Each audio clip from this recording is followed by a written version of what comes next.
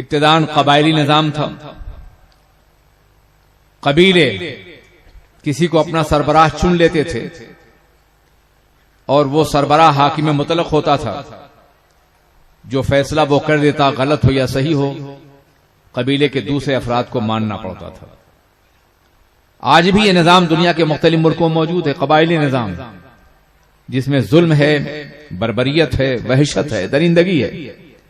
کسی ایک انسان کو دوسرے انسانوں کی جان، مال اور عزت و آبرو کا مالک بنا دیا جاتا ہے اور اس کے پیچھے کوئی دستاویز، کوئی قانون نہیں ہوتا جو اس ایک انسان کے ہاتھ کو روک سکے، اس کے فیصلے کے لیے بنیادیں فراہم کر سکے. اس کے بعد شہنشاہیت کا زمانہ آیا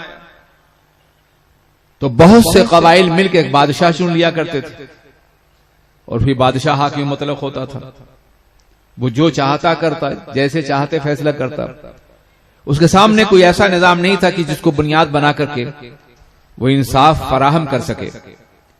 اقوام عالم کی تاریخ میں بادشاہوں کے دور میں سوائے ان چند بادشاہوں کے جنہوں نے قرآن و حدیث کو بنیاد بنا کے اسلامی فکر اور اسلامی نظام کی بنیاد پر عدل کا معاشرہ قائم کیا، دنیا میں بادشاہ کہیں نہیں ملتے جنہوں نے انصاف سے دنیا کام لیا ہو.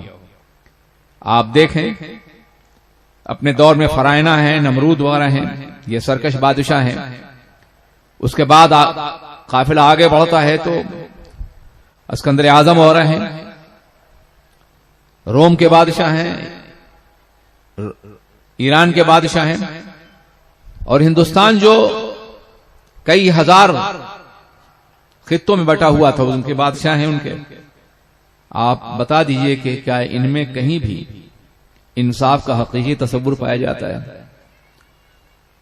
یہ بادشاہت کیا باضابطہ ظلم کی بدترین تصویر نہیں تھی کہ ایک انسان پورے ملک کا یا پورے خطے کا مالک بن جاتا تھا اور وہ جو چاہتا تھا سو کرتا تھا، اس کے سامنے دم مارنے کی گنجائش نہیں ہوتی. آپ نے سنا ہوگا غالب کا ایک شعر، کاغذی ہے پیرہن ہر پیکرے تصویر کا. اس شعر کی مختلف تشریحات لوگوں نے کی ہیں، لیکن حقیقی تشریح یہ ہے کہ بادشاہ کے سامنے زبان کھولنے کی طاقت نہیں ہے. اگر تمہیں کوئی شکایت ہے تو کاغذ پر لکھ کر کے اپنے سینے پہ سجا لو اور بادشاہ کے سامنے جھک کے کھڑے ہو جاؤ تاکہ بادشاہ کا دبیر پڑھ کر کے بادشاہ کو بتائے اور وہ انصاف کر سکے. بات کرنے کی جرات نہیں، زبان نہیں کھول سکتے اس کے سامنے. یہ بہت بڑی گستاخی ہے، بڑی جسارت ہے. مظلوم سے مظلوم آدمی ہو، ستایا ہوا ہو، عزت لوٹی گئی ہو، سب کچھ لوٹ لیا گیا ہو، لیکن وہ حاکم وقت کے سامنے زبان نہیں کھول سکتا. اپنے وجود کو سرتاپا التجا بنا کر کے پیش کرتا ہے. بہت دنوں تک یہ رواج رہا، جبکہ سیدی مفتی اعظم ہند رحمۃ اللہ علیہ فرمایا کرتے تھے کہ اسلام سے ہٹ کر کے جتنے حکمراں ہیں ان کے لیے لفظ عادل کا استعمال یہ جائز نہیں ہے. عدل ایک خالص اسلامی تصور ہے.